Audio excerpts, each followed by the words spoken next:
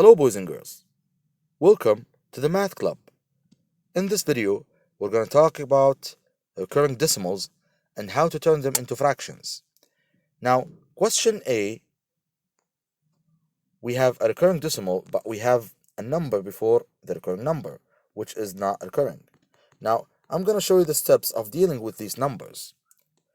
Now, the first step you do, you have to get rid of this number. Now, because we have one number after the decimal point that is not recurring, that we don't have a dot on it, we multiply this number by 10. So depending on this number, we have one number, we're going to multiply by 10. Now, the second question, let's take a look. It has two numbers which are not recurring. So we're going to multiply by 100. Very good.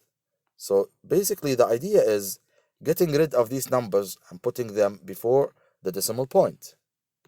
Now, the first thing we did here, we multiplied by 10, so we can move the decimal point from here till here.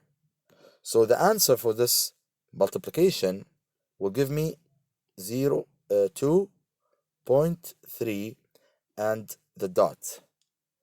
Now, I turned it into a recurring decimal, and I put the recurring decimal next to, or recurring number next to the point, the decimal point. Now, let me show you the fast way to do this question very fast. After turning this into a number like this, we take the 10 multiplied by 9, and we say, open a fraction like this, 10 times 9 equals 90. Good. I put 90 here. Good. And then the next step is, you have to focus on this. It's very easy. You have to take the 23 and subtract 2 out of it. So 23 subtract 2 will give me this. And it has to be subtraction, okay? So 23 subtract 2 equals, very good, 21. And this is how you find a fraction for this recurring decimal. So to do the steps again, let me explain again. You have to focus on this. First thing you do, you have to know how many numbers after the decimal point which are not recurring. Because we have one number, we multiplied by 10. If we have two numbers, we will multiply by 100, like we did here. Now, after multiplying by 10, I will get an answer. Now, the first thing I do, I open a fraction, multiply the 10 by 9, and I will get this one, the 90. And then take this number, subtract this number from it, and you'll get the one here. And this is how you answer A. Now, let's take a look at B. The same steps we're going to use, but with 100. Now, let's do it together here. Same idea. After multiplying this number by 100, the answer will be equals 34.7. And the 7 is recurring, like this. Now, same idea. We're going to multiply the 100 by 9. Let's write it here. Multiply 9.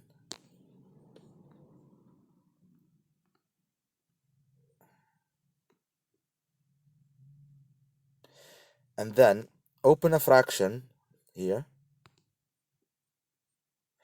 Now 9 times 100 is 900. Good. And then 900. And then we're going to take this number, which is 347 minus 34. Remember, guys, the number after the decimal point minus the number before the decimal point in the answer. You understand? Now, 347 minus 34. And the answer will be,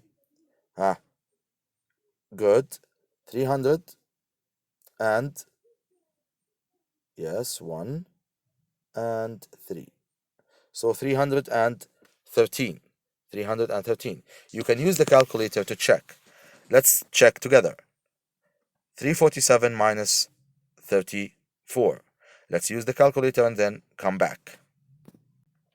347 minus 34. So the answer is 313. Now, let's go back. So the answer is 313. Very good. As we said, steps again. First thing we do, we check how many numbers after the decimal point which are not recurring. If it's 1, we multiply by 10. If it's 2, we multiply by 100. After multiplying, we will have an answer. In this answer, we will get the number on top. So we're going to take this number, subtract this number from it. We will get this one. And the 10 we multiplied by 9, we get 90. Same idea here, the 100 we multiplied by 9, so we get 900. And this is how you answer a question like this. Thank you very much for watching. See you next time.